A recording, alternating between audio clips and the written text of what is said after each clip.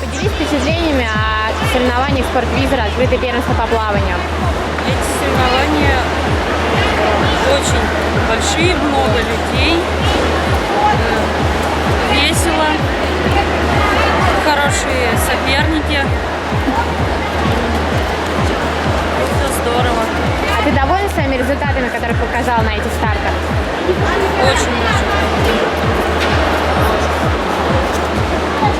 А как ты считаешь, маленьким детям, которые первый раз сюда приехали, это большое событие для них? Да, очень. А для тебя, вот что тебе запомнилось на этих соревнованиях? На этих соревнованиях мне запомнились очень много новых друзей и улучшение времени. Ты часто сидишь на портале «Спортвизор»? Почти каждый день.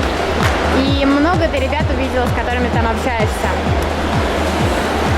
Нет, не очень. А хотелось бы чаще с ними видеться, с кем ты там общаешься на портале? Да. Какие соревнования, к которым ты готовишься в данный момент? Я готовлюсь к соревнованиям «Веселый дельфин». Как я знаю, у вас уже прошел отбор в Питере, и какие результаты показал на нем? Нормальные, но не очень хорошие. В команду отбираешься? Да.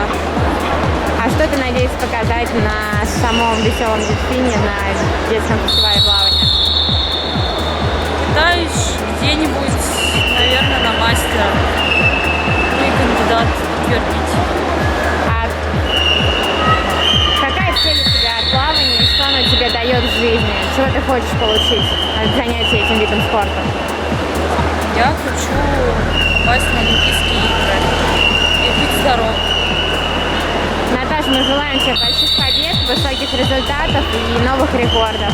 Удачи на «Веселом дельфине», а также попасть на Олимпийские игры. Спасибо.